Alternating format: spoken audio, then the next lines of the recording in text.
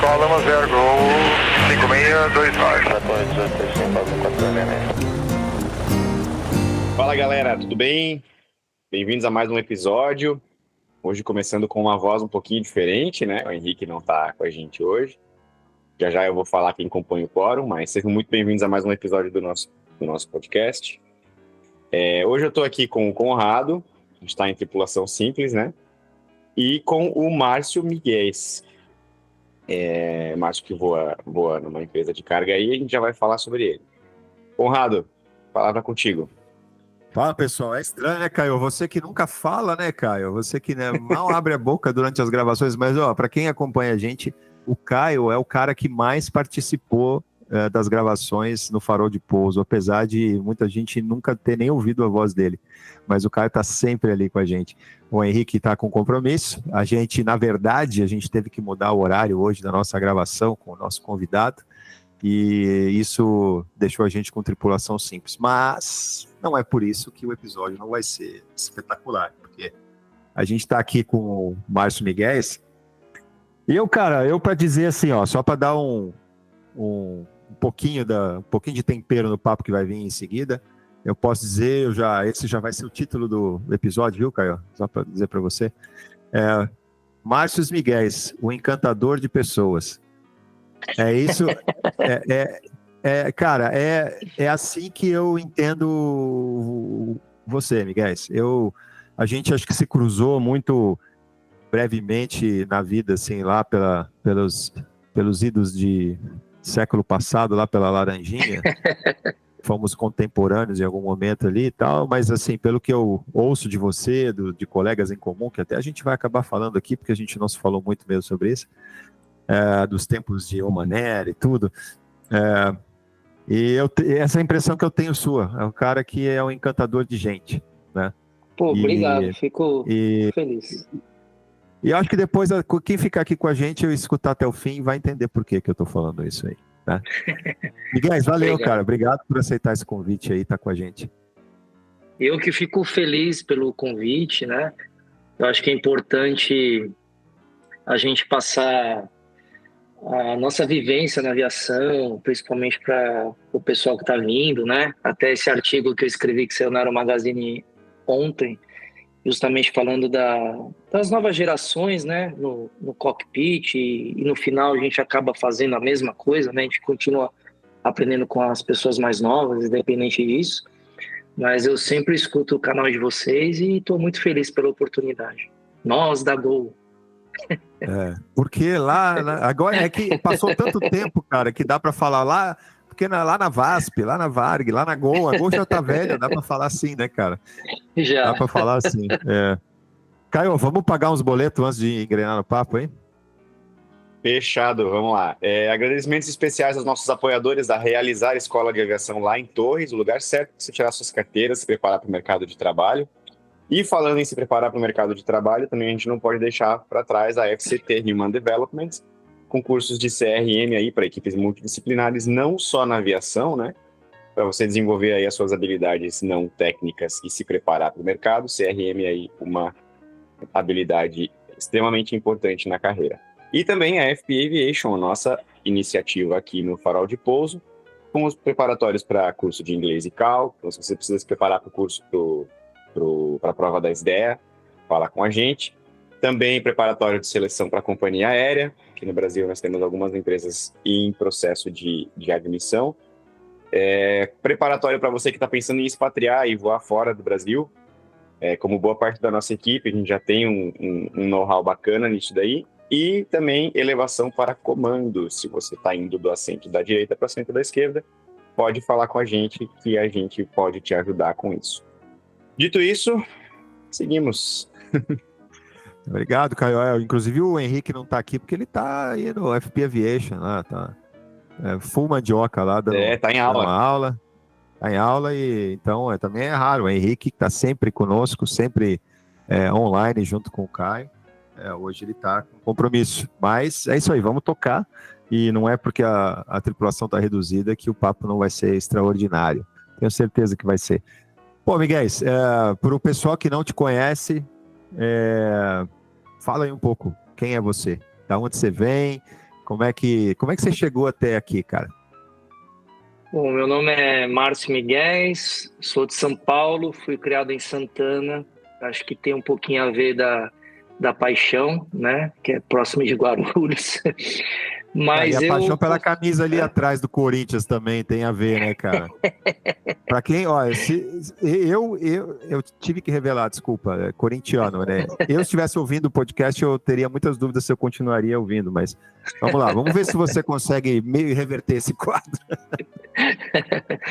Eu confesso que eu fui sempre muito sonhador e eu acho que quem está na aviação hoje, principalmente da nossa geração, não estou falando que a nova geração não batalha, nada a ver, mas era muito mais difícil, os sonhos eram muito maiores do que as oportunidades, né? Então, eu sou de São Paulo, eu me lembro até hoje como foi meu primeiro contato na aviação. Acho que foi aí que surgiu a minha paixão pelos aviões. Foi num voo que eu fiz com a minha mãe para o Nordeste, num 727 da Varig, decolando de Congonhas, olha só. E eu, infelizmente, não lembro o nome do comissário, mas faz muito tempo, né? Estou com 47, eu devia ter o quê? Uns 5 anos de idade. E esse comissário de bordo, ele simplesmente fez eu fechar e abrir a porta traseira do 727, que, né, isso aí é só os velhos que vão entender, né? E durante o voo eu ajudei no serviço, fui na cabine e me lembro que fizemos uma conexão para um outro avião, 727 da Cruzeiro, e também a tripulação foi extremamente impactante, né, para mim. E eu lembro que eu cheguei no hotel com aquela malinha de plástico que eles davam antigamente, né, da comida. Isso aí foi, acho que, o meu maior presente na época. E eu lembro que isso aí me impactou, né, ficou marcado, né. E eu morava em Santana e a minha avó ajudou a cuidar de mim junto com a minha mãe, né. E o meu vizinho de cima é o Reinaldo, que depois você tem que me lembrar que eu tenho que falar dele. Ele era comissário da Transbrasil e a minha avó sempre escutava ele saindo e ia no olho mágico para ver, olha lá, olha lá. Então era uma época de ouro, né, da aviação. E depois, eu tô andando para frente, senão eu vou acabar esquecendo. E uma coisa curiosa, né, que eu tinha nessa época, acho que uns 5 anos, e depois na Gol, eu já estava voando na função de comandante, ele estava de comissário e fez parte da minha tripulação, cara. Caraca. É um negócio assim que até hoje eu infelizmente perdi o contato com ele. Se alguém souber, passe o contato. Mas foi assim, foi um negócio, cara, mágico, que ele sentou comigo, ele falou assim, eu não acredito. Eu falei, eu também não. Que ele começou a falar que ele lembrava quando era molequinho, né? Ficava perguntando de avião e encontrei com ele num voo e a gente ficou super feliz, foi impactante, porque eu não acreditava. Eu falei, poxa, você faz parte da minha história, né? Eu olhava você e vice-versa, e aí a gente começou a lembrar, né? Quando eu era criança, e quando eu via, ele voava 67 na Transbrasil, foi bem marcante. Cara, você sabe de uma coisa, Miguel? Eu acho muito legal a gente contar essas histórias, porque a gente tem a mesma idade, cara. Eu nem sabia disso. Eu sabia que a gente era muito parecido de geração. Eu tenho 47 também. E eu também me tornei piloto depois de voar pela primeira vez de avião, assim como você. Legal. Foi uma situação semelhante, foi num DC-10 da Varig, num 747 fazendo Guarulhos Galeão para conectar, e depois no DC-10 para fazer a viagem internacional. E, cara, eu lembro que eu pedi para ir na cabine, e quando eu entrei na cabine, meu mundo, eu descobri o mundo, né? E eu passei, sei lá, não sei quanto tempo, mas com certeza foi mais de 1 hora na cabine lá com o comandante, com o piloto e o engenheiro de voo, era um DC-10. que nem você, cara, eles me deixaram mexer, sabe? Mexe em umas coisas e não sei o quê, tal. E aí, anos depois, eu entrei na Varig, cara. Era um avião da Varig, era um DC-10 da Varig. Né? Anos depois, eu entrei na Varig. E eu, durante toda a minha trajetória na Varig, eu tentei descobrir quem era aquela tripulação daquele voo, porque eu era tão pequeno que eu não conseguia, não sabia guardar o nome de ninguém. E, cara, eu tenho uma frustração na minha vida. Você contou essa história, cara, bateu aqui dentro, assim, porque a frustração na minha vida era eu ter conseguido encontrar. Eu estava na mesma empresa, né, trabalhando para a mesma empresa, e consegui encontrar um deles da tripulação para agradecer a minha vida a eles, do jeito que você fez aí com esse comissário, né? Porque eles foram determinantes na escolha da minha carreira e do que eu estava vivendo naquele momento, né, cara? É muito legal isso aí, mas fiquei muito feliz que, ouvindo a tua história, pelo menos eu falei, pô, o cara deu o fechamento, cara, você conseguiu estar lá no avião. São coisas que ficam marcadas, né? E eu lembro, assim, andando para frente da história aqui, quantas crianças, né, depois do pouso, não ia na cabine lá na época da Gol, e quantas asinhas eu não dei. E eu acho que, de alguma forma, eu posso ter impactado, né, também na vida deles. Né? Não fiz o mesmo que fizeram por mim, por uma questão de... Hoje em dia já é diferente, né? Mas eu acho que é muito importante isso, é muito legal. Mas sem dúvida, cara, talvez até uma ou mais dessas crianças hoje eles estejam tentando saber o nome daquele comandante, daquele voo que deu a asinha, para agradecer, né, cara? Pode ser, pode ser. Eu faço isso até hoje, é claro, a gente tem limitações, como você falou, mas hoje você está voando cargueiro, eu voei cargueiro há muitos anos, e era uma tristeza não poder ter esse contato, né, com as pessoas, por um lado, né? Eu faço isso até hoje, cara, eu vejo uma criança, eu falo, depois do voo aparece na cabine lá. Aí eu também faço a mesma coisa, cara, dou asinha e tudo, porque eu sei, cara, a gente transforma a vida das pessoas, a gente cria memória nas pessoas, nas crianças. Sim, exatamente. E cara, isso não tem preço, velho, não tem preço, né?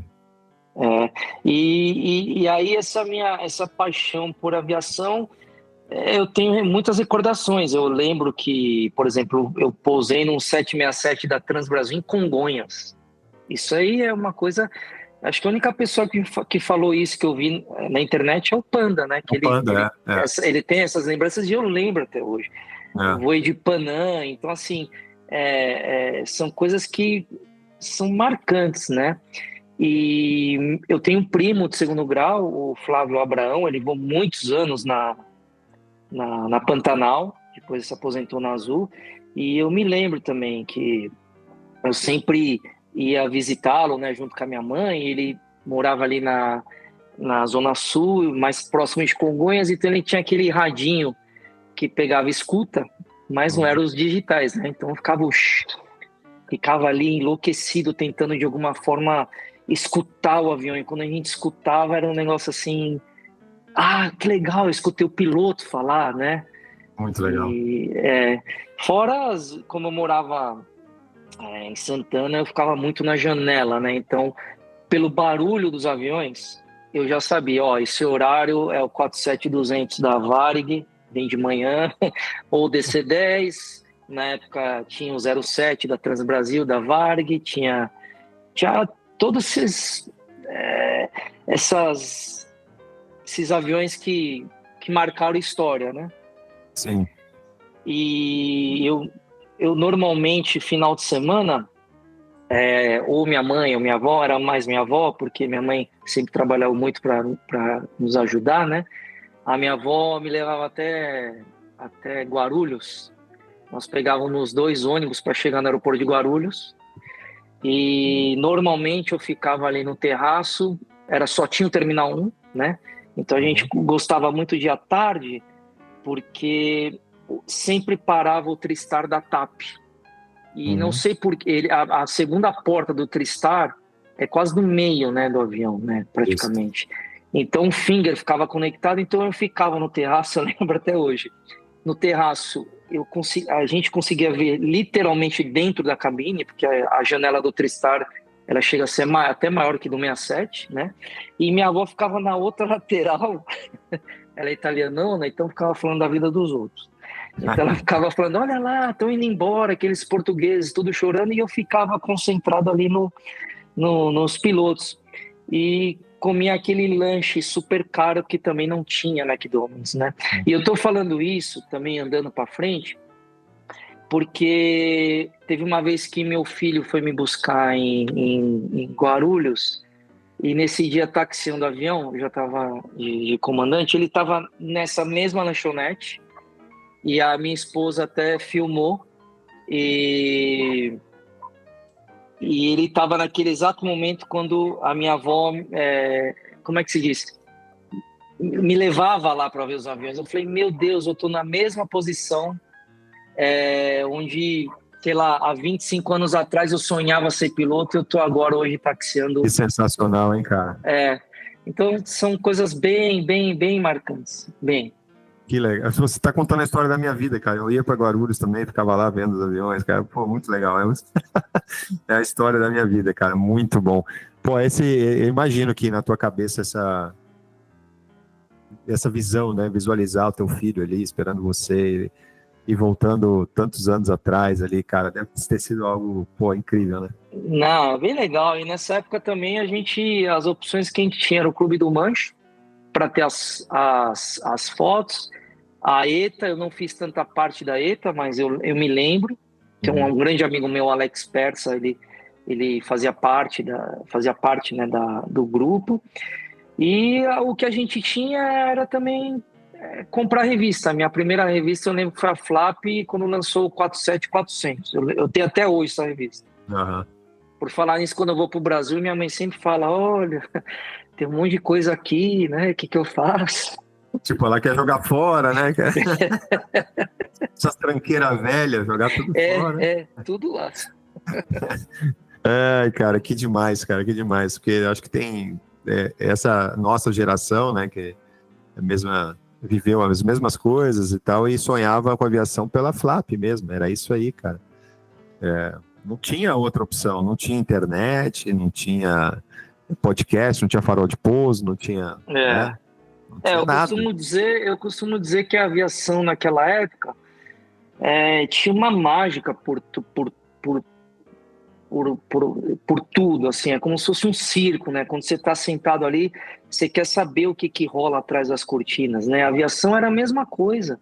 E hoje eu falo para meus filhos, assim, né, que pelo amor de Deus, não estou falando que seja mais fácil, mas é fácil num clique no YouTube eles descobrirem o que aquele piloto faz, o que aquele mágico naquele circo faz, o que os bastidores... Não tem mais os bastidores, não é mais um segredo, né? Não, você perde aquela mística, né? Aquele... o sonho, né? Cara, você vê, até com um ator da Globo, por exemplo, cara. Antigamente, o ator da Globo era um deus, né? Mas hoje, com mídia social, com essas coisas, eles são pessoas reais, né, cara? E as pessoas... Exato. Então, eles não são mais endeusados, porque você vê, cara, que faz as mesmas cagadas que todo mundo, né? E que tem a vida, às vezes, tem as vidas mais chata que a nossa. Você perde um pouco dessa mística, da mágica das coisas. Mas, por outro lado, né, cara, as pessoas têm mais acesso à informação que a gente não tinha, né? Então, sim. Tipo, a gente tá batendo papo aqui, naquela época a gente não, cara, se você não conhecia um vizinho do andar de cima da Transbrasil que voava, você não ia saber nada de aviação, né? Que não fosse através da revista Flap. E é isso, cara. Então tem os dois lados, né, cara? Mas você mencionou, eu acho que a gente pode trazer esse assunto aqui. Você mencionou ali na abertura esse artigo que você escreveu para a Aero Magazine, que eu li, cara, falei para você, fiquei encantado, porque, como eu já falei aqui, cara, eu tava lendo e eu tava dentro do teu artigo, eu tava ali, cara. Eu era aquele cara, né, que você descreveu ali no artigo, e eu imagino que ele deve... A revista foi publicada já ontem? Foi publicada ontem. Foi publicada ontem. A gente está aqui no começo, primeira semana de junho de 24, então essa edição, sabe o número da edição? 152, eu acho. O número do episódio, cara. O nosso... Olha isso, cara. Não, pera aí, episódio... eu posso checar. Não, mas que fique assim, não quebra, não quebra a magia. Tá bom, depois eu vejo. Tô brincando, mas se for vai ser demais. Eu posso. Até porque o podcast é uma coisa atemporal, né, cara? Tem pessoas que assistem logo que é lançado, tem pessoas que assistem, sei lá, 3 anos depois, né? Então, se a pessoa tiver interesse de ler o artigo, porque, cara, é um artigo muito, muito legal, muito bem escrito, e que é uma viagem no tempo, né, Márcio? Então, foi. Eu quero partir, cara, acho que para a gente falar sobre. Acho que o artigo não é falar sobre o artigo, porque eu acho que o papo que a gente pode dar a direção do nosso papo aqui é a essência do artigo, né? Porque, sim, cara, de novo, eu me vi em você quando você inicia o artigo você inicia o artigo dizendo que você estava voando com um cara, um copiloto novinho, né, de 24 anos de idade, que você viu lá. Você viu um 27, um 47-200 e você babando e o cara nem fazia ideia do que era aquilo. E que aí, tipo, você se dá conta que o cara não tem aquela paixão, aquela coisa que você tem, né, e tal, que é, eu acho, um retrato dos dias de hoje, né? E dali você começa a descrever várias coisas, assim, muito legal. Então, o que me impactou, eu lembro, foram 2 aeroportos, na realidade. Eu pousei em Lahore, Lahore não, desculpa. Pousei em Karachi, e tem aqueles hangares lá da PIA, né? Isso. Tem o 47, eu tinha um 37, um 27-200, e uma vez também, acho que foi semana retrasada, eu pousei em Amman, na Jordânia, e eu vi um Tristar, daquela Reach, que eu cheguei a ver em Guarulhos. E eu lembro que o Narciso, muitos anos atrás, foi para os Estados Unidos com esse avião, e eu lembrei desses aviões, e eu cheguei pro copiloto e falei, nossa, olha esse avião, nossa, esse Tristar, aquele 47-200, e o cara, oi? Aí eu fiquei me sentindo o tiozão, né, da Suquita. Mas somos, né, cara? Aí veio aquele estalo, eu falei, nossa, que interessante, né, eu acho que tá aí, eu fiquei com vontade, me veio na cabeça. Eu comecei a escrever mesmo. Foi bem, bem bacana. Então, mas vamos falar. Bom, primeiro, eu queria que você falasse um pouco mais sobre o artigo, sobre o fato de você escrever e tal, né? E aí, o que isso representa, né, cara? Na verdade, essa diferença de gerações e tudo, Pô, vamos trocar uma ideia sobre a essência desse artigo aí na tua vida. Algumas coisas que marcaram, que eu pus até lá, é o fato também, tipo, até a prova da nossa época, do DAC, era de 3 em 3 meses, um papel carbonato. Puta, deixava a mão toda, né? Deixava a mão toda manchada. E sempre tinha um major, que normalmente era o pessoal do Serac, na porta. E a cada 3 meses era a prova, se você não passasse, ou era pau, ou depois veio aquela época de recuperação, né? E o que eu botei no artigo também é isso, o gabarito era na porta do Serac, depois talvez de 2, 3 dias, e você via lá no meio de todo mundo, né, do Aeroclube, né? E essa época assim é marcante, né, para mim. Fora os professores, né, que eu me lembro no Aeroclube de São Paulo, são caras assim, Soares, Tito, Geraldo, Feriano. Nossa, me desculpa, até se esqueci. Você voou com o Crote? Lá no Aeroclube de São Paulo? Não. O meu primeiro voo foi com o Souto, que era controlador da torre. Eu não lembro se era de Congonhas. Sim, sim. Então esses caras tinham muita história, né? Então, além de uma certa forma, eles alimentavam nossos sonhos, né? Porque a gente assistia a aula e era uma coisa tão divertida, e o cara emendava nos acontecimentos que eles escutavam na fonia, que o controle de São Paulo na época era o top, né? Era assim, era mágico, né? Teoricamente, né? E cara, vamos partir assim do ponto que da perspectiva desse teu copiloto aí, tá? Tá. Que achando você o tiozão suquita ali e falando, meu, o que esse velho tá falando dessas tranqueiras, dessas panela parada ali e tal. Acho que esse é o pensamento, mais ou menos, né, cara? Tipo assim, e aí como você descreveu, né, que aí o cara volta pro celular dele ali, pro Instagram dele, que a realidade do cara é essa, é isso aí, o mundo virtual hoje é a realidade da maioria das pessoas, né? Sim. As pessoas vivem mais, algumas pessoas vivem mais tempo no mundo virtual do que no mundo real, né? Então, cara, e não é nenhuma crítica, é um fato. Sim, é. E é isso aí, cara, é evolução das coisas, né? E tudo. Mas, se você fosse o cara de 24 anos, né? Porque quando eu li o teu artigo, e eu li essa passagem que é no início do artigo, eu pensei assim, cara, eu já fui esse cara de 24 anos, que estava voando com um cara de 47, que para mim era um velho quase morrendo, né? Sim. Que sou eu hoje. E que ficava falando umas coisas ali, cara, que eu falava, meu, cala a boca, meu, sabe? Tipo, muita coisa de velho, né? Se você fosse o teu copiloto ali de 24 anos, assim, o que você acha que passaria na cabeça dele, cara? Ah, difícil, hein? Mas voltando um pouquinho que você falou, bom, eu entrei na Gol em 2004, então a gente pegou, você também, né? Eu entrei acho que um ano, um pouquinho antes da Varig fechar, um ano depois, isso aí. Mas se você tentar lembrar um pouco, por exemplo, o Kita é meu paizão na aviação, né? Então, se você pegar a geração deles que estão se aposentando agora, um pouquinho da geração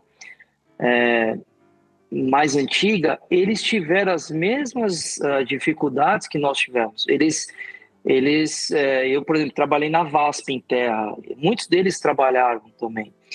Só que essa geração que está vindo agora é totalmente diferente. A gente não tinha... A gente, para chegar lá, não era a universidade o caminho, era a hora de voo. Ou estar no meio, né? Então, assim, eu me lembro que voando na Gol com meus instrutores, lá, o Guerreiro, o Galina, todo esse pessoal, eles tiveram a mesma trajetória que a gente. Voaram Malote, que nem eu voei, eu fui para Cuiabá, Bandeirante. Mas hoje o menino de 24 anos, ele não é por mal, é que não tem essa vivência, não teve essa necessidade, né? E também a realidade aqui fora também é um pouco diferente, né? Normalmente aqui os pilotos da empresa que eu tô, esses novos, eles entram como cadete, eles vão aprender a voar no 67. Então é outra realidade também, né? Então é meio difícil falar, mas se eu fosse um garotão desse aí, eu ia achar estranho também. Exatamente, cara. Eu acho que é por aí, né, cara? É difícil esses choques de geração aí, e a gente, como expatriado, a gente vive uma outra realidade, porque não é só choque de geração, mas é um choque de cultura, né, cara? Uhum. Então, são duas coisas que entram aí, né, nessa equação, assim, e que são barreiras, às vezes, um pouco intransponíveis, né, que Sim. você não consegue. Agora, por outro lado também, cara, resumir a falar assim, mas no meu tempo era muito melhor, e que não sei o que, não é isso que a gente está falando aqui. O que a gente está falando aqui, que talvez eu acho que seja mais até difícil para a gente entender a cabeça desse menino aí, do que ele entender a nossa cabeça, entendeu? Acho que a gente tem mais dificuldade até, né? Porque... o que eu falo muito assim, né, que às vezes o pessoal como é que eu vou te explicar? Vou dar um exemplo. Seja na Gol, seja na Omané, os lugares que eu voei, ou até na DHL que eu estou, eu converso desde o despachante ao mecânico ao faxineiro, mas essa é a minha essência. Mas, além disso, Eu me lembro que eu fui despachante na VASP. Eu fui lobby boy, não lover boy, lobby boy. Então eu empurrava cadeira de rodas lá, aquelas de pano com a rodona na frente, a rodinha menorzinha atrás. Todo dia era briga no balcão da VASP, voava vaso, grampeador. Tem várias histórias para contar. Então, assim, o que eu estou querendo dizer é que quem passa por isso, quem teve esse passado de correr atrás, de se dedicar, de alguma forma tentar estar no sistema, né, estar na aviação, talvez entenda isso. Então, acho que essa geração hoje, o cara, ele entra na empresa, dependendo da empresa, talvez não tenha nem um tour pela empresa, talvez nem explique o que cada um faça, né? Que isso, né? As pessoas, às vezes, o piloto acha que todo mundo tem obrigação de atendê-lo e não é bem assim. Então, eu acho que isso faz a diferença. Eu acho que isso talvez tenha um pouco a ver com isso que a gente comentou ali agora há pouco, de que o mundo virtual, às vezes, ele é mais presente na vida do que o mundo real. Então, esse contato com as pessoas, né, isso que você acabou de falar, de ter o contato mesmo, ser humano, né, o contato do dia a dia, de ver um vaso quebrando, né, de ter que resolver essas situações e tudo, isso te desconecta um pouco da realidade, né? Você não ter essa vivência, né? Então, acho que talvez o conflito de gerações é muito mais pelas experiências que a gente viveu, que elas foram talvez um pouco mais reais, né? Do que as experiências virtuais, né? Isso, claro, te dá uma compreensão de que naquele momento lá na cabine de comando não é só aplicar o SOP, não é só, né, apertar os botões, né? Não, tem que sair um pouco. Tem que sair um pouco. Eu acho que quem passou por essas coisas, por exemplo, o comissário, a pessoa que já foi comissário e hoje ele é piloto, talvez ele saiba fazer melhor o speech para sair da situação que ele estava. Depende de cada um, mas eu acho melhor importante. Melhor do que Sim. você, que já é comandante, né, há um tempão. Mesmo ele Exatamente. de copiloto, talvez ele tenha mais entendimento, né, do que dizer naquele momento, né? É verdade. Não, com certeza. E, cara, você falou muito da Gol, né, que eu acho que foi o teu primeiro emprego, assim, né, de empresa aérea, né? Se eu tô enganado. Eu voei 2 anos na Cruiser, que era baseada em Curitiba, um bandeirante, sobrevivente. Não pelo avião, mas por tudo que eu voei, né? Porque a Cruiser, nós fomos transferidos de São Paulo para Curitiba. De Curitiba, nós ficamos em Cuiabá 2 anos. E era todo dia eu, o Juliano Cutarelli, o Merani, o Freitas, nós fazíamos cada set de tripulação no mínimo 6 horas de voo, com pista super curta, de terra, 15 passageiros, full tanque, full carga. Por isso que eu falo que nós somos sobreviventes e todos os dias o procedimento desenhado num papel de pão. E tudo para fazer hora. Né, essa era a realidade. E vou ser muito sincero, foi uma lição de vida assim fantástica, foi um aprendizado que, se você me perguntasse, eu falava, não, eu faria tudo de novo, porque foi uma escola. Você sobreviveu, né? Já que você sobreviveu. Não, sabendo que você sobreviveu, você viveria de novo, né? Então, porque aí volta tudo, né? Aquilo que a gente conversou, por exemplo, voava em Cuiabá, nessas pistas, né? E para voltar para São Paulo também era sempre uma aventura. Por isso que eu te falo, a aviação é uma coisa muito mágica, né? Quem me dava carona, vou mudar o carona. Quem me dava passe, por exemplo, para voltar para São Paulo era o Bonitão, o Góes, no 27, né? Porra, cara, eu voei muito com o Góes, cara, muito com ele. E você vê como a vida é, né? Teve uma vez que o voo fazia Porto Velho, Cuiabá, Cuiabá, Brasília, Brasília Isso. trocava de tripulação Guarulhos. Isso. E teve uma vez que um comandante não deixou de Brasília eu ir para São Paulo. Eu fiquei em Brasília, tive que ligar para minha mãe e falei, pelo amor de Deus, paga o cartão de crédito aí, o hotel, porque eu vou ter que, para chegar em São Paulo, eu vou ter que, né, passar uma noite aqui. E no dia seguinte, o comandante do 27, ele falou, não, garoto, eu te levo para São Paulo, não tem problema. 12 anos depois, eu te juro por Deus, eu tô saindo de Guarulhos para Brasília, voo lotado, era a época já de passe, o pessoal da TAM podia voar Gol, etc. Bateu na porta, o comissário falou, tem um comandante aqui que quer falar com você para saber se ele pode ir no jump. Eu olhei a cara do comandante e eu falei assim, olha, eu não quero saber se tem lugar ou não, eu vou te levar de qualquer jeito. Ele falou assim, mas como assim? Eu falei, olha, há 12, 13 anos atrás você fez isso. O cara não lembrava, o cara começou a chorar. Eu também não lembro o nome dele. Se eu ver o rosto, eu vou lembrar, né? Mas é isso que eu te falo, a aviação Desculpa, cara, eu saí do passado pro presente. Não, mas, cara, é isso aí, cara. Eu acho que esse é o gostoso do papo, a gente ir colocando as coisas assim, né, cara? Esse pessoal da antiga, né, cara, tinha essa essência, né? Tinha mais liberdade, obviamente, tudo, né? E, cara, lá você voou na Gol bastante tempo, né? E até você postou lá no LinkedIn há pouco tempo atrás, né? Que você foi o quê? 2014. Tô vendo aqui. Tô falando. 2014 você recebeu um prêmio na Gol, né? Um prêmio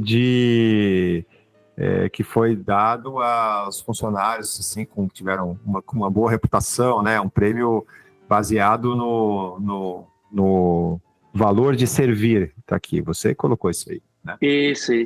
Então, aí a gente vai entendendo um pouco por que eu abri o podcast do jeito que eu abri, né? Eu queria que você falasse um pouco sobre não para se vangloriar, mas o que significa isso, né? Qual o valor, assim, qual a essência de um prêmio desse na sua vida? Assim? Então, o que acontece? Eu costumo dizer, não sei se você tem a mesma percepção que eu tenho, né? Quem voa na Gol, eu acho que voa em qualquer lugar do mundo, e acho que a Gol é um lugar muito fácil, mastigado. Eu acho que ela te prepara para o mundo. Na época que eu entrei na Gol, em 2004, que eu lembro até hoje, o Valmir me ligou e o Gago me levou para fazer uma sessão de simulador quando eles entraram na Gol, enfim. Vai chamar, né? E aí, na época, eu falei pro Quito, eu falei, vai chamar. E um ano antes disso, só para não perder o fio da meada, quando a Gol era ainda na Anchieta, eu sempre ia lá, batia na porta, falava com o Barioni, pedia pro Spoleter, e eles não podiam me ajudar na época porque tinha ainda o pessoal que era do MD-11 que estava desempregado, e eu não tinha experiência, eu estava voando Bandeirante ainda, mesmo eles querendo me ajudar e não podia, né? Mas enfim, quando a Gol abriu essa oportunidade, para mim foi assim, foi o emprego dos meus sonhos, né? E aí eu entrei em 2004, tive um ala, o Prezi, que ele já tinha experiência, né? De voar jato, eu ajudei muito esse menino, brincadeira. E nós pegamos a época que era o comandante Alan, Corano, o Melão, era outra geração, né? Então eu voava o Bandeirante e provava Giza no NDB, e ele falava, aviador, usa FMC, né? Então foi uma transição bem legal, assim, que marcou a minha vida, né? E eu fiquei na Gol de 2004 até 2016. Né? Então, nós passamos por muitas coisas na Gol. Desde a junção da Varig, junção de Webjet, redução de frota, aumento de frota, porque nós entramos a agosto que tinham 23 aviões, né? E nesse tempo de Gol, chegou um momento que a gente foi promovido e, como qualquer ser humano, a gente começa a criticar, né, a empresa, a gente começa a ficar frustrado com muitas coisas. E aí eu comecei a pensar, falei, bom, eu vou parar de reclamar e ficar frustrado e vou tentar fazer a minha parte. Foi quando aí tudo começou, por isso que eu vou te falar do Gol Pro, porque a Gol, quando eu voava a ponte, porque eu sempre fui ponte aérea, né? Quando copiloto, saí comandante, já fui para ponte por opção, sempre gostei muito. Mesmo para ficar em casa, né, com a minha esposa, com as crianças. Minha esposa também era comissária. E aí a primeira coisa que veio na Gol foi, juntamente com o Túlio, com o Torre, com o Ismael, desculpa se eu estou esquecendo alguém, mas nós montamos a primeira chapa junto, na mesma época que foi a formação da nova chapa do sindicato, que era todo mundo novo.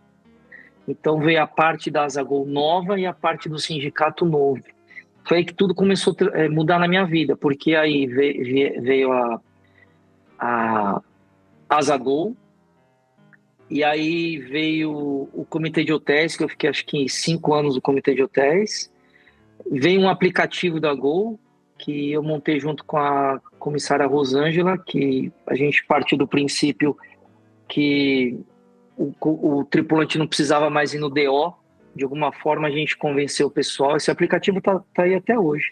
O pessoal fazia o passe eletrônico, né, no celular, e começaram a vir os elogios. E aí veio o elogio dessa passageira que fez o voo. E aí acho que foi uma somatória das coisas que eu estava fazendo na Gol, né? Nada político, ganhei muito trabalho, muitos amigos e alguns inimigos, porque se acaba tendo que bater de frente, né? Nunca fui chefe, nada, mas se acaba se envolvendo de alguma forma. E aí veio esse prêmio, que para mim foi muito gratificante, foi muito legal, muito Você vê, né? Falou com uma humildade. Não, mas eu te entendo. Agora, esse tipo de reconhecimento, ele demonstra um pouco mais do que simplesmente trabalho, né, cara? Dedicação, né? Isso demonstra, não é nem dedicação, é a forma como a gente se dedica, né? Porque, cara, dedicação qualquer um pode ter, cara. Você pode trabalhar 24 horas e ser um baita de uma pessoa aplicada e tudo e tal, mas se você não entende de ser humano, se você não tem empatia, se você não consegue cativar as pessoas, se você não consegue, né, ser uma pessoa bem aceita e se relacionar bem, cara, você vai ser só aquele cara que trabalha que nem um débil mental ali, que jogam todos os pepinos para você. Mas esse tipo de recompensa não vai vir talvez outra coisa, uma recompensa por você trabalhar mais do que todo mundo. Então aí vai ser a recompensa pelo trabalho, não pela atitude, né? Então... E eu costumo dizer que independente, não é no Brasil, aonde você estiver, você consegue ter esse tipo de sucesso, como eu tive na DHL também, alguns prêmios. Eu quero dizer assim, é a sua essência, né? Eu acho que é a forma que você tem que viver um pouco fora do cockpit, né? Você tem que ir pro lado humano. Eu acho que é isso que todo mundo quer hoje. Um elogio, um reconhecimento. Como eu gosto, todo mundo gosta, né? Eu acho que é importante.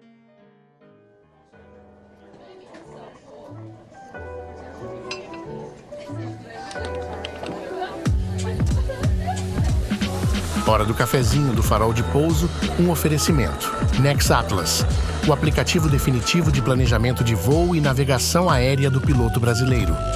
FCT Human Development, cursos de CRM e gerenciamento de equipes de alta performance.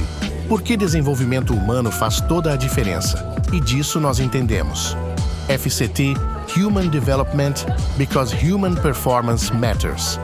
Sky Medical, inspeções de saúde e perícias médicas, o lugar certo para seu CMA e Curitiba. E Trem de Pouso, a primeira escola online especializada na formação de pilotos. Ajude o Farol de Pouso a continuar produzindo conteúdo aeronáutico de qualidade através do nosso Apoia-se. É só acessar apoia.se/Farol de Pouso e escolher com quanto quer contribuir. É assim fácil, sem complicação. Acesse também linktree/Farol de Pouso e confira todos os conteúdos educacionais à distância já produzidos pela nossa equipe. Você ajuda a gente e ainda alavanca sua carreira. Procurando melhorar seu inglês, se preparar para sua primeira seleção para a companhia aérea, buscando sua elevação para comando ou pensando em expatriar. Então conte com a FP Aviation. Acesse FP Aviation no Instagram ou no LinkedIn e fique pronto para o mercado de trabalho. Agora de volta ao nosso episódio. A gente vai falar sobre essa questão da DHL que tá aqui. Mas, cara, bom, vamos lá. Você viveu uma vida na Gol, né? Você viveu lá, são 12 anos, né? Pelo que você falou. E aí foram você... 13, acho que 13 anos. 13 anos. 13 anos, né? Que é uma vida, né? É. E você fez uma decisão que foi uma decisão que eu fiz também, um pouquinho antes, acho que um ano e meio antes que você, e de expatriar. Era um momento no Brasil muito complicado, político, era um momento muito conturbado, social, aquele momento em 2015, em 2016, né? Então, muita gente expatriou nessa época, né? Na realidade, eu vou ser bem sincero. Né? Quem tinha criança, expatriou, está preocupado com o país, com segurança, futuro e tal. Eu tive 2 momentos... Ai, desculpa, eu te cortei, né? Desculpa. Não. Eu ia só fechar a pergunta. O que te fez expatriar, né? E a tua experiência na Humanec. Com você, junto com você, foram outros, né? Brasileiros da Gol, vários, inclusive o Prezi, que você citou aí, né? Depois veio se juntar aqui a mim, em Dubai, aqui. Mas queria que você falasse um pouco sobre isso, porque hoje a gente vive um momento no Brasil que é talvez muito parecido, em termos de momento político, social no Brasil, do momento em que a gente expatriou, né? Sim. E que tem muita gente também nesse coffin corner aí. Sim. Eu vou, não vou, o que eu faço, o que eu não faço? Então a gente recebe muita pergunta. Aqui eu, Félix, tal, o Gui recebe toda hora, cara. A gente toda hora, putz, cara, será que vale a pena, não vale a pena? Não sei o que eu faço da vida. Eu queria que você falasse um pouco dessa tua decisão de expatriar, o que te motivou para poder passar para alguém que está nessa dúvida, nesse momento. Na época, eu estava na Gol, eu tive a oportunidade de sair instrutor de ponte. Eu estava num momento muito legal profissionalmente, né? E eu tive dois fatos na minha vida pessoal que chegou no meu limite para eu tomar essa decisão. Então, era assim, o salário de piloto no Brasil é ruim? Eu não acho que seja ruim. É que as coisas são caras, né? Acaba sendo um pouco mais difícil você se manter, né? E o que me segurava na época, eu falava assim, caramba, como é que eu vou ficar longe, né? Da minha mãe, né? Do Fábio, do Narciso, da minha família, né? Como é que é isso? Então, eu já tinha morado 2 anos nos Estados Unidos, quando eu fui tirar minha carteira, e a minha esposa morou 5 anos no Japão, porque ela é descendente de japoneses, né? E ela morou na Austrália também. Então, isso é um ponto muito positivo para quem quer sair do país. Você tem que ter uma esposa muito, muito, muito parceira do seu lado, porque expatriar não é fácil. É bonito, todo mundo acha que é fácil, mas não é fácil. Então, eu comecei a viver momentos assim, caramba. Quando eu voava na Cruiser, eu fui sequestrado em Curitiba. Eu sobrevivi. E aí, graças a Deus, eu não fiquei com nenhum trauma, nem nada, mas eu morava ali na Moca, ali na Vila Prudente. Uma vez entraram, quando estava todo mundo dormindo na minha casa, e roubaram meu carro na garagem. E aí, aquele momento, para mim, falou assim, ah, eu não dá mais para ficar aqui. É bem difícil. Como é que eu vou dormir? Como é que eu vou passar por essa fase com criança pequena em casa? Então, essa transição foi muito engraçada, porque eu acabei recuperando o carro, aí eu falei, quer saber, eu vou comprar um Fusca. Comprei um Fusca do finado Long, e aí o Fusca estava muito velho, eu também não conseguia sair com o Fusca para trabalhar, então eu comecei a trabalhar de metrô. Então você imagina, eu tinha que fazer a primeira ponte, saía correndo de madrugada com medo de ser assaltado. Eu falei, não, isso aí não é mais para mim. Foi aí que eu falei, não, vamos embora. Então, esse que é o contexto que eu falei, que muita É. gente saiu pelo que a gente vivia, um contexto político-social naquele momento, que estava muito conturbado, e que muita gente decidiu sair porque tinha oportunidade também, obviamente. E é o que o pessoal está vivendo hoje, né? Exatamente. Então, existem oportunidades, a situação, obviamente, do país não tá legal, né? Então, tá uma confusão muito grande e tal. Então, é importante que a gente passe para as pessoas, assim, esse processo, né? Esse processo é um processo decisório, né, cara? Sim, sim. E é como você falou, mas não é simples, né, cara, as pessoas. Não é simples. E para mim... cara, desculpa, teve um menino que me escreveu esses dias, que é ouvinte aqui do podcast, ele me escreveu no LinkedIn e falou, olha, vocês falam bastante de expatriar, eu tô na dúvida, acho que ele escreveu na Azul. Tô na dúvida e tal, porque eu tô pensando em expatriar, não sei para qual empresa aplicar, porque a Emirates isso, porque a Qatar, porque não sei o quê, porque não sei o quê. Aí eu falei com ele, eu mandei umas mensagens para ele de áudio, falei assim, cara, você me procurou para te dar um conselho, eu vou dizer o que eu acho. Antes de você olhar as empresas, porque as empresas, todas as que você citou, são empresas boas, todas as empresas que a gente sabe, não precisa pesquisar muito, você sabe que as empresas são boas, você sabe que não é uma empresa no meio do, sei lá, no meio do nada, que você nunca ouviu falar, que você está em dúvida sobre a empresa. Não, são empresas legais. Pensa primeiro na tua vida, o que você quer da tua vida familiar, o que você quer da tua vida de futuro, antes de você pensar na empresa que você quer ir, mas pensa se sair do país é realmente o que você quer. Sim. Isso implica, você é casado, você tem namorada, que é o caso dele, a sua namorada vai ser sua parceira. Primeiro, você acha que a sua namorada é a mulher da tua vida? Isso é importante. Sim. Porque uma vez que você expatriar, essa sua namorada, ela, se for para o Oriente Médio, ela vai ter que virar tua esposa. Sim. Né?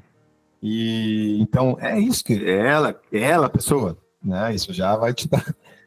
Ela tá afim, mas tá afim de ir para um lugar assim, para Dubai, por exemplo, para viver vida de rica, mas ela entende o que é morar lá, o que é, né? Abrir mão dos pais, abrir mão dos amigos, abrir mão do trabalho, abrir mão essas coisas, cara. Isso é expatriar. Né? Expatriar não é a empresa que você vai voar. A empresa é uma pecinha da equação toda, né, cara?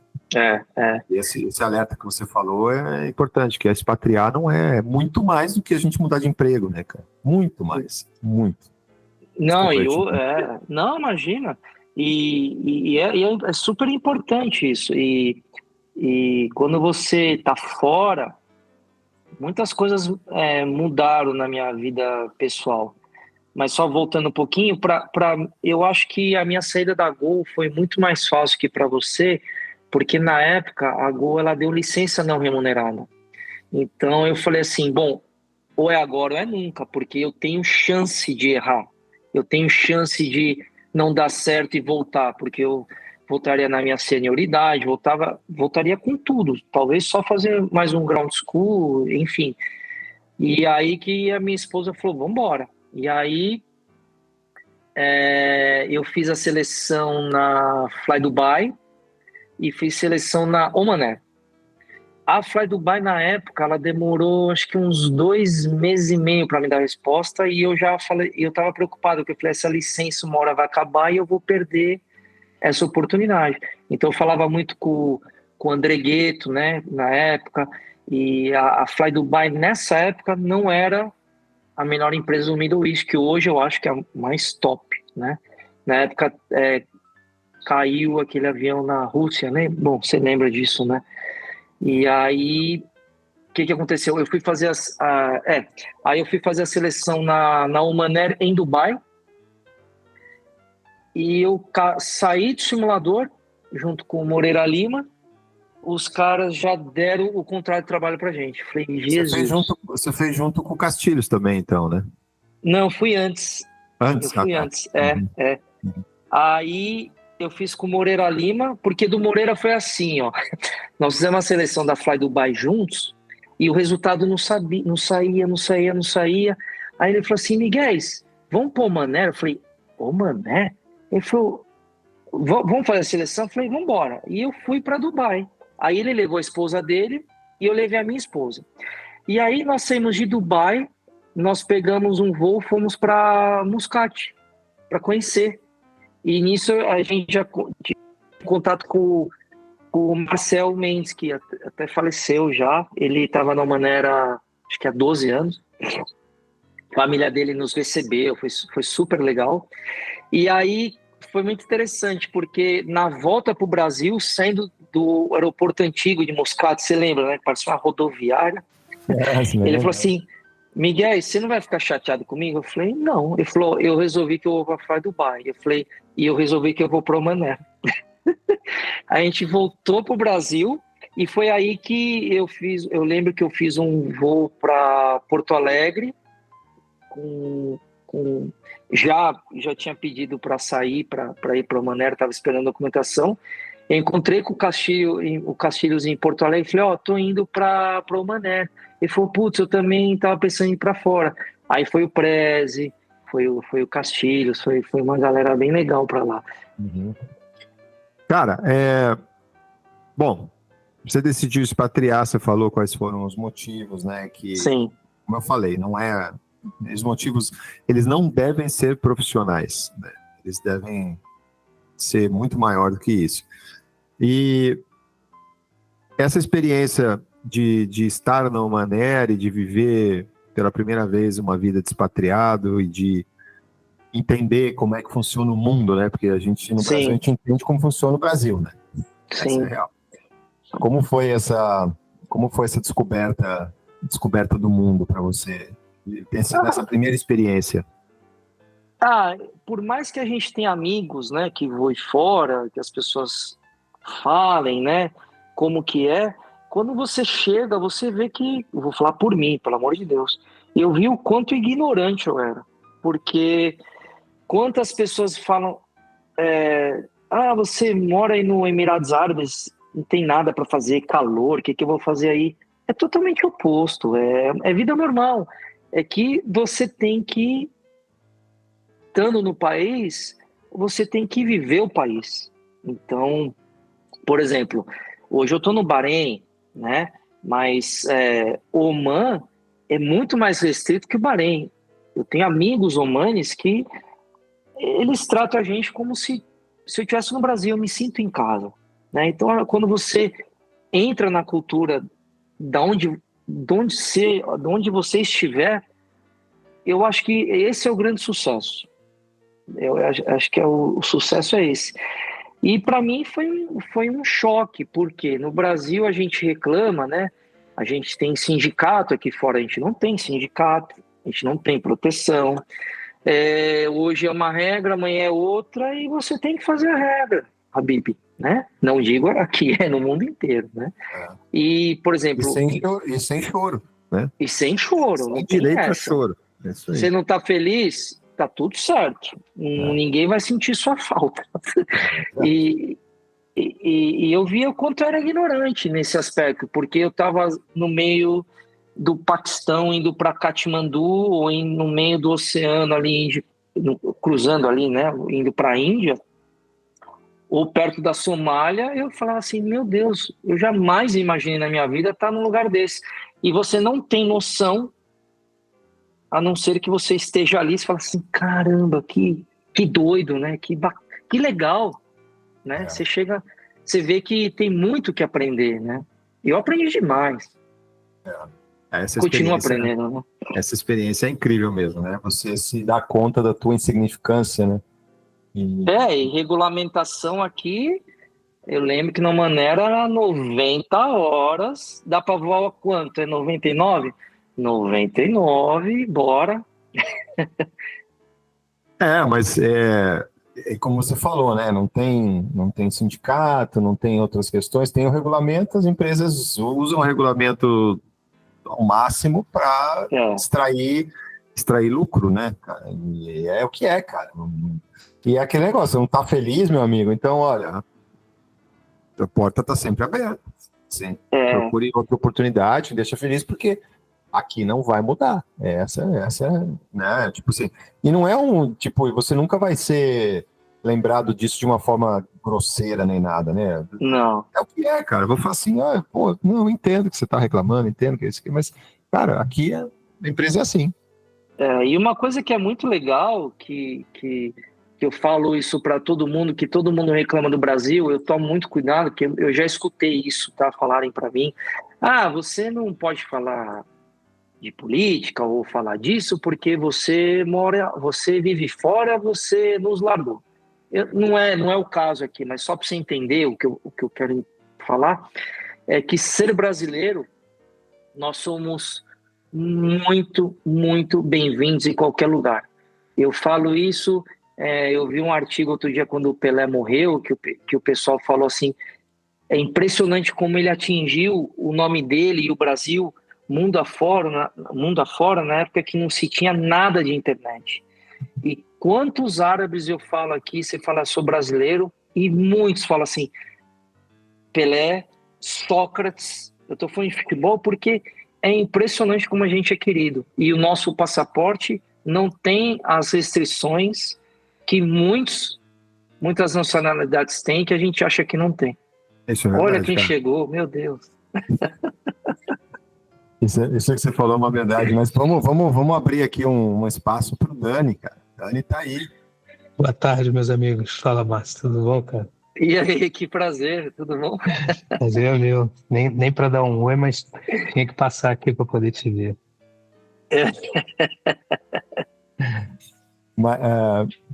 Dani, quer já aproveitar e perguntar alguma coisa pro Miguel? O Márcio, eu conheço ele já faz muito tempo, né? Ele tem uma carreira bem, bem bacana aí. Eu acompanho sempre as postagens dele e acho muito legal como ele mantém a carreira dele e a vida social dele, familiar, sempre ativa, né? E mostrando o lado bom das coisas. Ele é um cara que, sem saber, ele motiva muitas pessoas. Eu estava, por coincidência, hoje passando aí por cima da tua base nova e estava imaginando a tua vida lá. E queria saber como que é essa experiência assim de entrar numa empresa grande, né, numa operação cargueira, voando na complexidade de destinos que você voa, operando um avião wide body, né, de carga. Bom, primeiro que é um prazer falar com você aí, também te acompanho, né? Faz muito tempo aí que a gente se conhece, sempre aí correndo atrás, né, das coisas. Bom, quando eu decidi sair, porque eu estava na Humanair, né? Só para vocês entenderem como eu caí na DHL. Na Humanair era muito, tinha 737, 787, o 330, e estrangeiro tinha assim uma probabilidade muito pequena de migrar para o wide body, né? Então a gente, como aviador e sonhador, a gente sempre quer alcançar os nossos sonhos, né? E aí eu correndo atrás, falei, para onde que eu vou? Quais são as opções? Aí eu consegui emprego na DHL. E quando eu saí da Humanair para cá, muita gente me chamou de louco. Porque a DHL na época eram só 6 767-200. Se eu não me engano, acho que era a fabricação de 1985. Tanto é que o meu ala veio do 737 também. E a primeira vez que nós entramos na cabine do 67-200, a gente se olhou, ele é de Nairobi, né? A gente se olhou, mas a gente não falou, mas a gente pensou a mesma coisa. Meu Deus, o que eu estou fazendo aqui? Porque a gente voltou tudo para analógico, né? Um avião extremamente antigo, né? E querendo ou não, eu tive muita sorte, foi um tiro no escuro, porque depois de 1 ano e meio veio a pandemia, né? Então eu tava seguro no meu emprego. Mas foi uma transição assim, como é que eu vou falar? Muito curiosa, porque eu venho na comercial, né, só o 737 há mais de 15 anos, aí voar no cargueiro, cadê minha comissaria? Ah, tá lá, comandante, você tem que preparar lá a galley. E o cafezinho, você faz ou eu faço? Então, assim, tem vantagens e desvantagens, né? Mas eu acho que o primeiro desafio, o Conrado também acho que vai concordar, acho que foi voar para Bagram. Para a gente, o cargueiro lá, a gente saía daqui, fazia o voo diário para Bagram, no Afeganistão, né?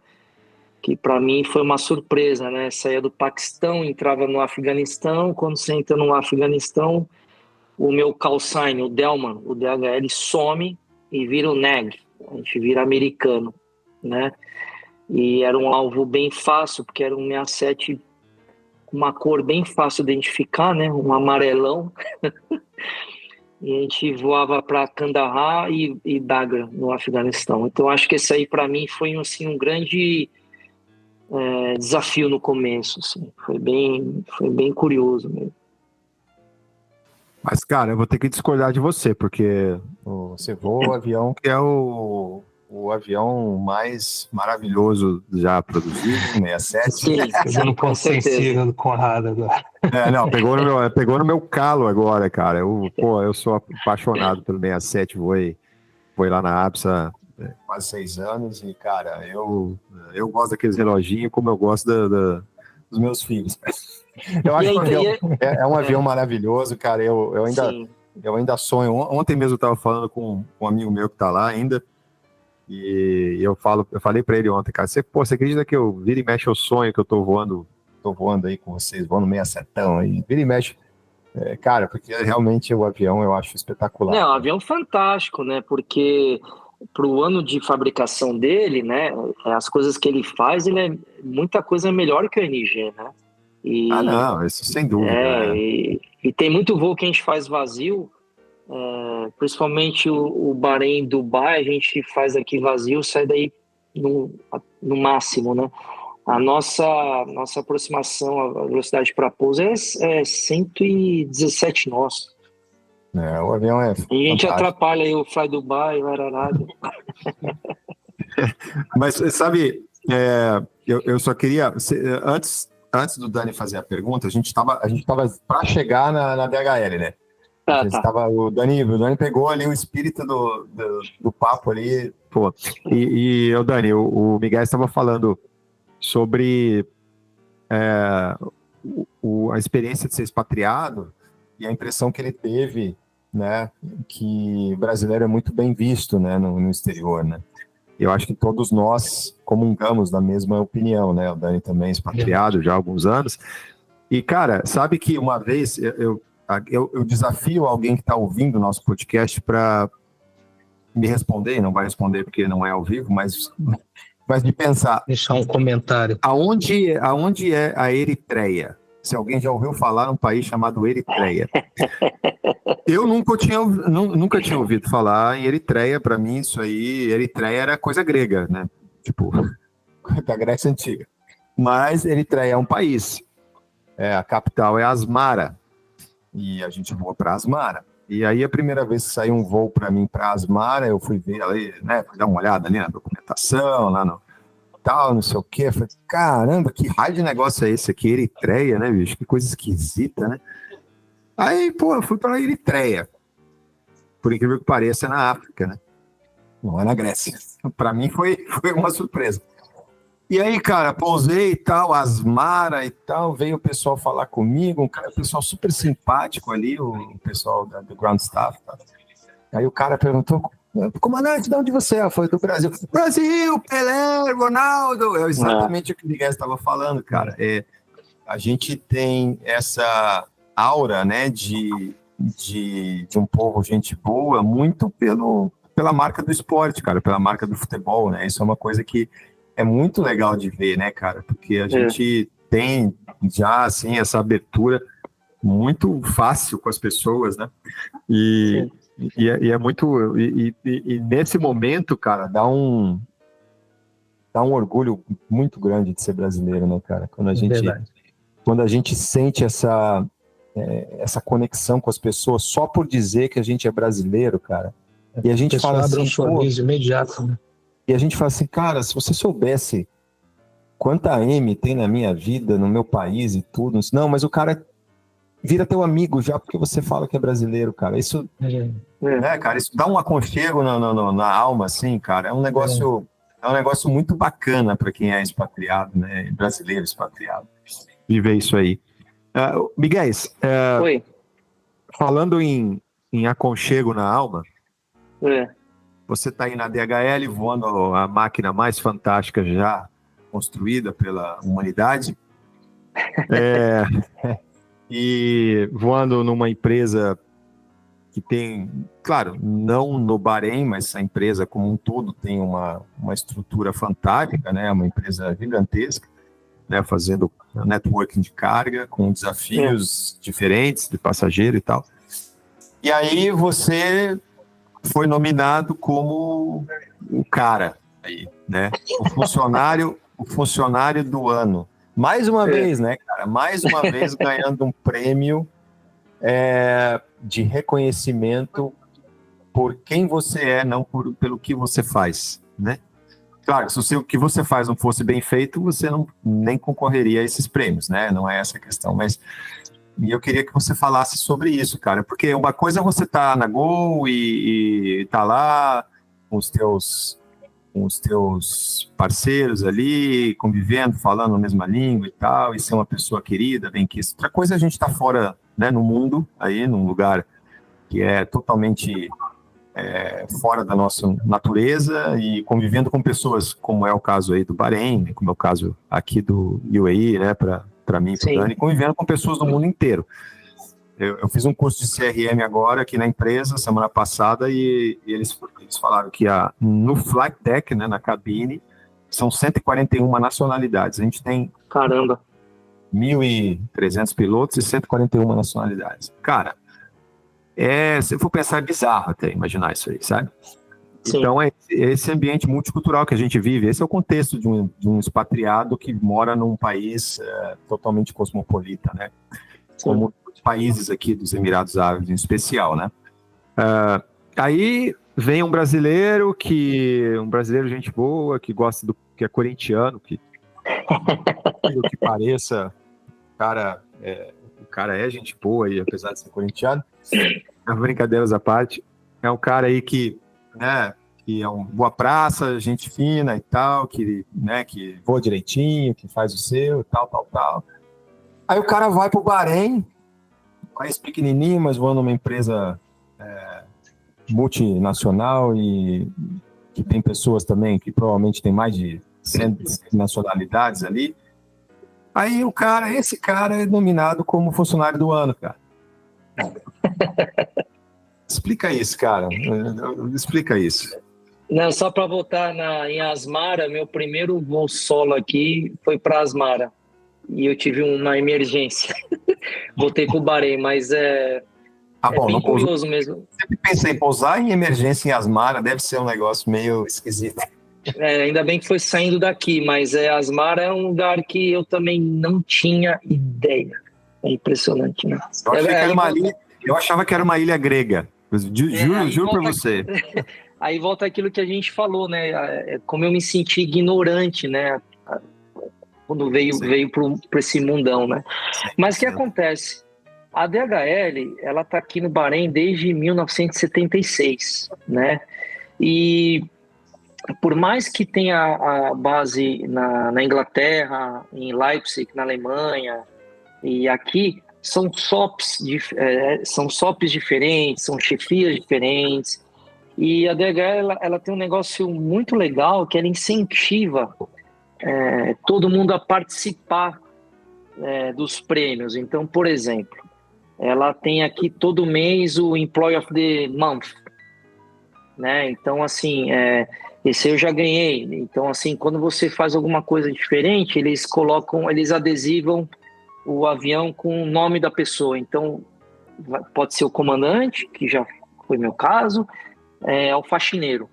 Então, alguma coisa que você fez que por exemplo, eu, Márcio, sempre que eu vejo um despachante fazer alguma coisa legal ou alguma coisa bacana, eu vou lá e eu indico aquela pessoa para ganhar um prêmio. Né? Então, ela incentiva isso. E a forma que todo mundo tem de alguma forma, colaborar com a empresa. Né? Então, esse Employee of the Year, essa nominação, aqui na DHL é como se fosse um Oscar, né? Assim, eu fiquei muito surpreso, né? E o pessoal depois comentou que eu não faço só o meu trabalho de voar.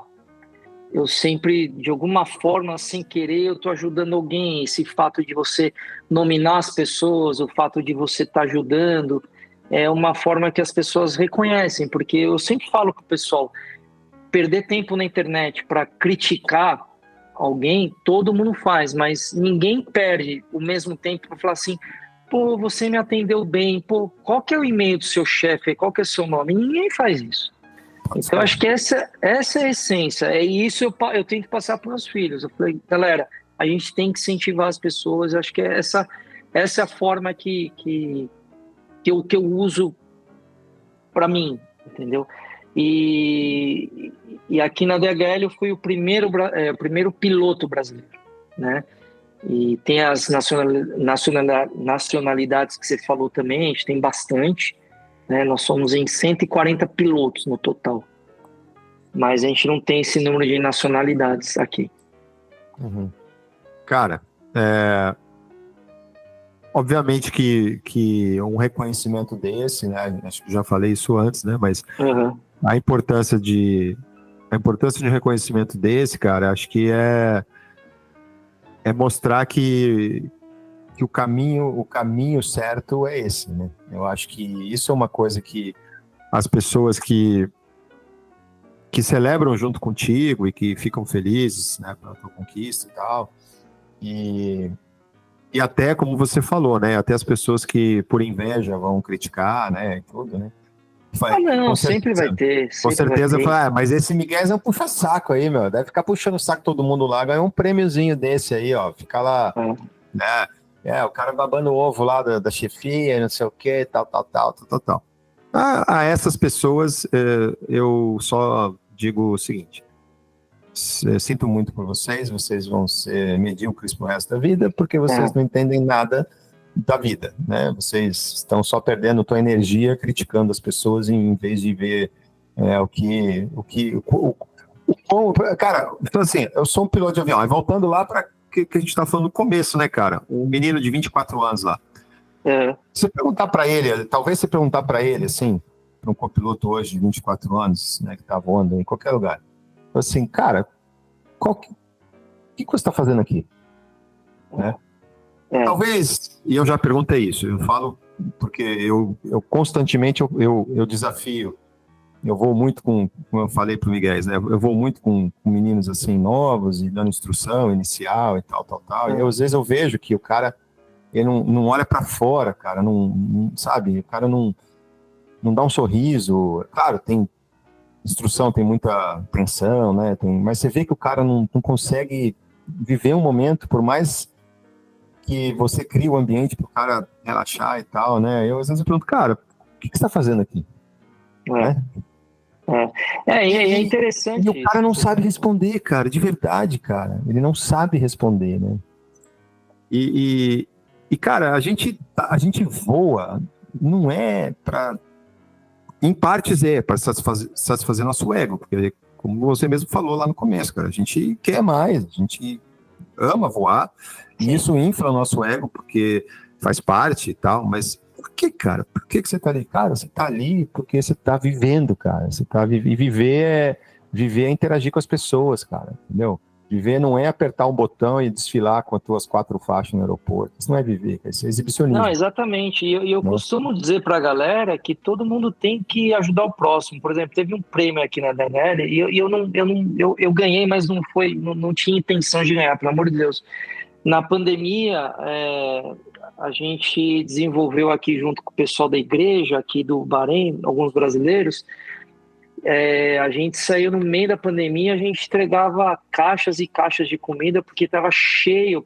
Talvez as pessoas que não saibam, no Emirados Árabes, normalmente os indianos e os filipinos, né, eles são a maior comunidade, que são os mais afetados, eles são a linha de frente, né, que trabalha no shopping, na obra, enfim. E todo esse pessoal, na época do Covid, eles ficaram sem emprego, não tinha nem como sair do país. E nós montamos um grupo, nós ajudamos mais de 300 famílias com comida, né? Então a gente deixou o lado de ser piloto e, enfim, a gente esqueceu tudo e a gente foi ajudar o próximo. É o que eu falo pro pessoal. E aí, falando de voar, de curtir, a gente vê isso muito no safety, né? As pessoas estão deixando de voar o avião, estão deixando de curtir o dia a dia, né? Isso aí você acaba perdendo a essência também de lidar com as pessoas, de lidar com a máquina, de ser o profissional que você pode ser. Isso qualquer um pode ser, melhorar cada dia. As pessoas estão perdendo o prazer, né, cara, de trabalhar, né? Porque você vê, hoje em dia, acho que um piloto, eu sempre falo isso, um piloto muito brave, né, muito, sei lá, tem em português, nem sei se tem uma tradução muito semelhante. É um piloto muito corajoso, assim, ele desengata pelo automático a 1.500 pés, né, na aproximação. O cara, esse cara é foda, cara.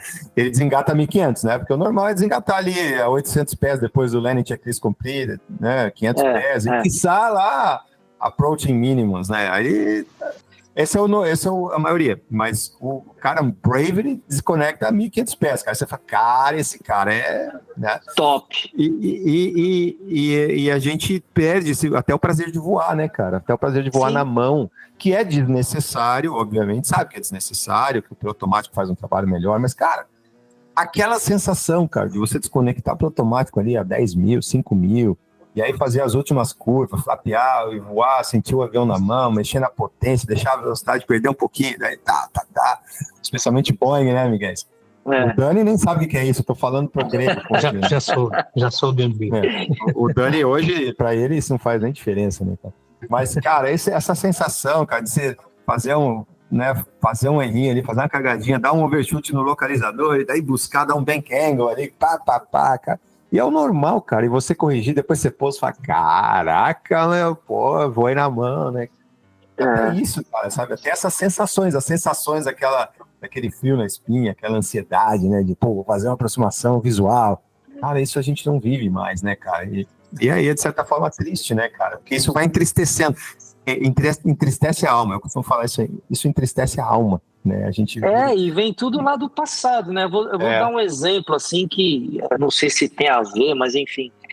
Eu lembro que, pô, na época do que eu voava Bandeirante, que o Meirani era super focado com a excelência, com as coisas. Desde a época da Gol, lembra do nosso relatório de voo laranja, né? Que tinha que ser bonito e o Land Data Card tinha que ser os números perfeitos.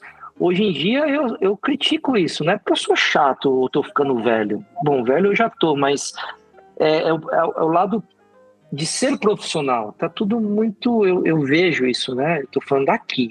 Eu vejo que não tem muito mais esse carinho pelo próximo. Deixa eu fazer um negócio legalzinho para ele, deixa eu ajudar aqui, deixa eu cruzar um cinto, deixar arrumado pro próximo. Eu acho que isso tudo tá perdendo. Não sei se vocês percebem isso. Tem a ver com voo também, né? Tem a ver com o profissionalismo, né? Eu acho que as pessoas confundem profissionalismo, seriedade, com o fato de você ter que ser seriedade, você ter que ser uma pessoa carrancuda, e você perde a essência do que é a gentileza, sabe? Que Você pode fazer tudo direitinho, seguir o teu SOP, ser um cara padrão e tudo, fazendo isso de uma forma super tranquila e sendo a pessoa mais gentil do mundo. Exato. Porque a pessoa, quando você dá prioridade à tarefa, eu vejo assim, né? A pessoa prioriza a tarefa em vez de priorizar a essência. A essência é que a nossa atividade, como qualquer outra, mas a nossa atividade, ela é uma atividade de interações humanas. A gente está lidando com... você está voando cargueiro hoje, tá? Que você falou, não tem os comissários, não tem passageiros, mas tem lá o teu copiloto, tem o pessoal que atende o avião, né, no chão. Então, a nossa atividade, por essência, é uma atividade de relações humanas, né? Sim. E ela é uma atividade técnica, mas a essência dela é humana. Mas tem muita gente que prioriza a técnica e os procedimentos, ele esquece da parte de relação humana. Então, ela esquece do efeito, né, contrário, negativo que vai acontecer, e a gente está falando de fator humano aqui, né? O efeito negativo de você não conseguir exercer gentileza, de não conseguir exercer empatia, né? E eu acho que isso é até uma limitação um pouco cognitiva, porque se você entende o quão benéfico é você agir assim, o quão benéfico para você mesmo, pode ser por egoísmo, pode ser um baita de um egoísmo, mas o quão benéfico é você ser gentil e ser empático e dar um sorriso para as pessoas, mesmo o mais ignorante e mesmo o mais egocêntrico cara ou pessoa do mundo faria, né? Uhum. Faria só pelos benefícios que te traz, entende? Sim, sim. Mas as pessoas estão esquecendo isso porque elas não entendem qual é a tarefa principal ali do que a gente faz, né, cara? Então, é uma pena, né, cara? Realmente é triste, né? Mas Miguel, Fala. Não, acho que a gente também tem que se adaptar um pouco à realidade, né? É complicado. Verdade. Agora, para gente finalizar, eu queria que você falasse sobre a sua atuação no safety, né? Voando no exterior, numa empresa internacional e tal. E como é que é essa função? Como é que funciona, mas assim, em linhas gerais, né? O safety da empresa e o que você pode falar para o pessoal, especialmente que está escutando a gente no Brasil, assim, para ter uma ideia do que é o departamento de safety de uma empresa fora do Brasil. Então, na Gol eu tive a oportunidade de ser auditor do LOSA, né? Fazer os voos na cabine, né? Então, aquilo que eu tinha falado antes, né? Que a Gol prepara os pilotos para o mundo afora, e é verdade. Eu vejo, como é que eu vou te falar? Trabalhando aqui no safety, a regra, quem voa no Brasil, voa em qualquer lugar fora. Aqui é igual o Brasil. É um pouco mais restrito algumas coisas? Sim, mas eu acho que o lidar com as ocorrências talvez seja diferente aqui no Brasil. É isso que eu costumo dizer para o pessoal, né? Que o pessoal fala assim, mas eu vou para fora e, poxa, cobram tanto. Não, se você voar igual você voa no Brasil, fazendo o seu SOP direitinho, fazendo tudo que eles querem, você vai voar em qualquer lugar do mundo. Mas trabalhando no safety agora, com foco, né? Eu estou aprendendo bastante. É outro mundo, né? A gente tem que ser... Se eu sou humano, normalmente eu tenho que ser muito mais, porque eu tenho que saber lidar com as pessoas, eu tenho que saber como que eu vou mandar um e-mail, como que eu vou me aproximar daquele piloto que, por exemplo, fez uma aproximação desestabilizada, né? Como que eu vou explicar, como que eu vou fechar o caso, como que eu vou passar isso para a chefia. Então, eu acho que eu tenho que estar mais preparado do que o meu próprio chefe, porque eu vou ser ali a pessoa que vai ter que lidar com a frustração do piloto, porque ele... 99% dos casos foi intencional, por algum motivo eles continuaram, e eu vou estar ali no meio, eu vou ser visto como uma pessoa que detectou, mas não fui eu, foi o sistema, né? e você é visto também como uma pessoa que levou o caso para frente, mas às vezes não sou eu, é o manual da empresa que faz isso acontecer, né? Mas está sendo muito bacana, assim, estou aprendendo bastante, tem muita coisa ainda para aprender, a parte do safety é monstruosa de coisas assim que não, é um leque infinito de coisas, a fadiga, a parte humana, a parte técnica, a parte da manutenção que você, querendo ou não, todo dia o e-mail apita, você vê tudo que está acontecendo. Você tem que saber o porquê e você acaba você acaba se envolvendo em todas as áreas, sem querer se envolver. É complexo, né, cara? E é uma tarefa que às vezes é difícil de agir, né, cara? Porque... E às vezes é seu amigo, porque é o que eu te falo, a empresa tem 140 pilotos, né?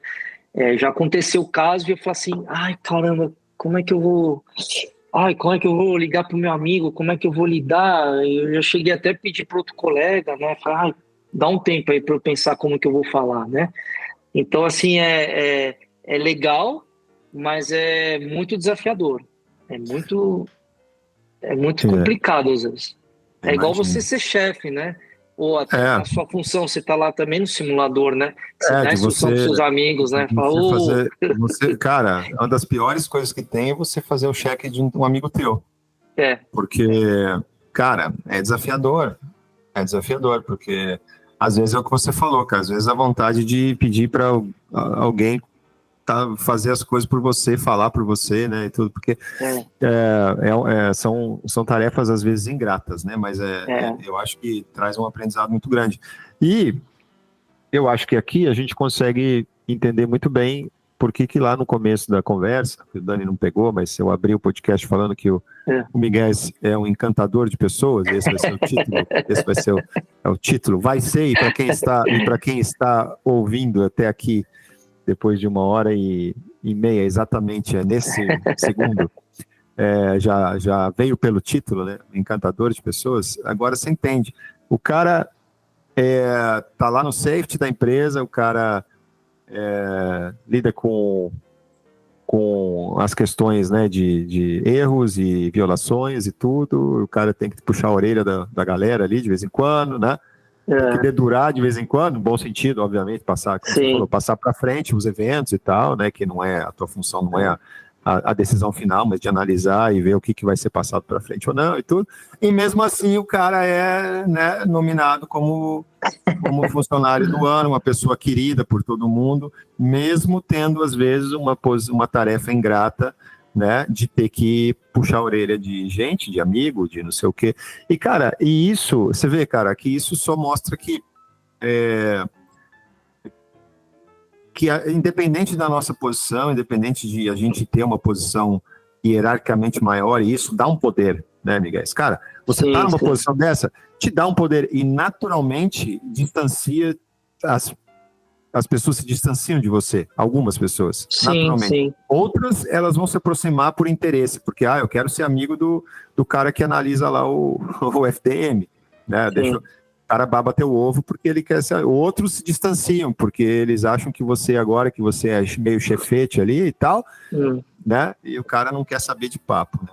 Então, é a natureza humana, mas mesmo nessa posição, numa posição hierarquicamente acima e com algumas questões assim meio delicadas e tudo, o cara consegue manter a natureza dele, consegue cativar as pessoas, né, e consegue ter o reconhecimento dos seus pares, né, e viver em harmonia com esses conflitos que para alguns seriam conflitos bem importantes na vida, né, cara, e eu acho que se tem alguma coisa que a gente pode, nós aqui, né, eu estou aqui com você desde o começo, Caio, o Dani entrou agora, o Dani já te conhece já há mais tempo, que se inspirar, né, em você e pegar como exemplo a tua trajetória, é isso, cara, é tentar Cara, tentar ser o mais simples e o mais puro possível e ajudar as pessoas e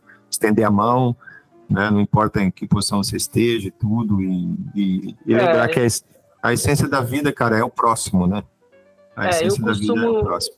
Eu costumo dizer, né, que nem eu falei, né, a vida de expatriado, mudar algumas coisas, né, nesses anos que eu tô, eu acho assim, quem está pensando em fazer isso, eu acho que o meu relacionamento com a família, hoje ele é muito mais próximo, porque a minha mãe, por exemplo, mora em São Paulo e eu também voava na Gol na época. Hoje eu falo com a minha mãe mais do que eu falava quando estava em São Paulo. Então, essa distância, ela se torna uma coisa assim muito mais gostosa quando ela vem me visitar, quando eu vou para o Brasil, é muito mais intensa, você está muito mais junto com a família, né? E quando você está fora também, você aprende a lidar com as pessoas. Eu errei diversas vezes nesse mundo de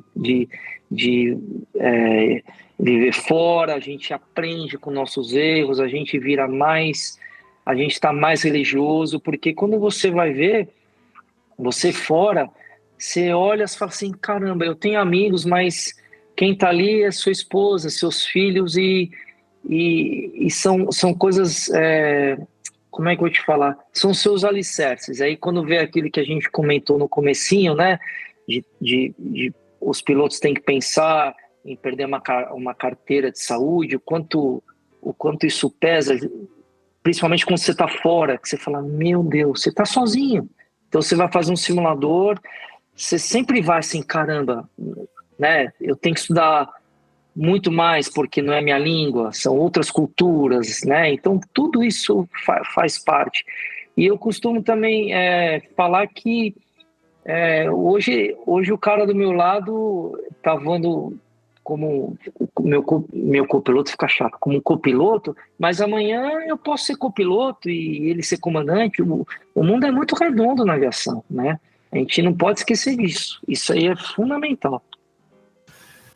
Bom, e com isso, para quem chegou até aqui, se você tiver uma fita cassete, dá um rewind nos últimos 2 minutos e meio, porque o que o Miguel acabou de falar, se você colocar todo dia de manhã, a hora que antes de você ir para o seu trabalho, você botar o que o Miguel acabou de falar agora, tenho certeza que a tua vida vai ser diferente, você vai mudar, as pessoas ao seu redor vão mudar, e você vai ser não só um profissional muito melhor, mas uma pessoa muito mais feliz. Miguel, muito obrigado, cara, por dividir com a gente a sua essência, quem você é, suas histórias já. E a gente, eu acho que a gente, mais para frente, a gente vai conversar de novo, com certeza, porque eu acho que você é uma pessoa muito alinhada com o que a gente faz aqui, com o nosso trabalho aqui, né? E a gente marca uma outra. Eu sempre falo isso, mas eu falo porque a gente só traz gente especial, cara. Obrigado. A gente marca um outro papo para a gente contar mais causos e tudo, e trocar ideia, porque a gente ainda não é o Flow, a gente está chegando lá, né? Nem a Inteligência Limitada, e a gente não consegue ainda sustentar um episódio de 3 horas e meia, porque o pessoal, né, os nossos patrocinadores ainda não conseguem, né, nos pagar suficiente para que a gente fique 3 horas falando aqui. Não, mas só para finalizar aqui, só falar uma coisa rapidinho. Eu sei que você falou que 60% da audiência ou mais é do pessoal que está pensando em ser piloto. Não desistam. Eu vou só falar um caso rapidinho aqui. Quando eu era despachante na VASP, teve um comandante na cabine e falou assim para mim, você quer ser piloto? Eu falei, sim. Quantos anos você tem? Eu falei, 23. Você está velho. Então isso aí para mim foi um balde de água fria, e ao mesmo tempo eu falei assim, filho da mãe, passaram-se anos e esse cara tava com as 4 faixas na Gol e eu também. E o que eu tô falando, o que eu tô querendo dizer é o seguinte, não desista, pense em positivo, vão atrás, e esse canal também aqui só tem fera aí. Estou muito, muito feliz de estar participando com vocês. Valeu, Miguel. Obrigado, cara. Obrigadão mesmo. Obrigado. Caio, tá contigo. Bom, depois de um episódio desse, fica até difícil eu falar alguma coisa, né? A gente estava falando no começo ali que eu entro nos episódios e fico quietinho no canto da sala observando, porque realmente é uma aula assistir cada um desses episódios, né? Se você chegou até o final aqui, deixa um like no vídeo, compartilha com os amigos, se inscreve no canal. Se você está ouvindo pelo Spotify ou por alguma outra plataforma de áudio, tem como seguir o Farol de Pouso Podcast lá, então não deixa de fazer isso, ajuda o nosso trabalho também. Mais uma vez, um agradecimento especial aos nossos apoiadores a realizar a Escola de Aviação lá de Torres, a FCT Human Development e a FP Aviation. A gente se vê numa próxima oportunidade. Muito obrigado e tchau, tchau. Cine Column 0 Gol 5624.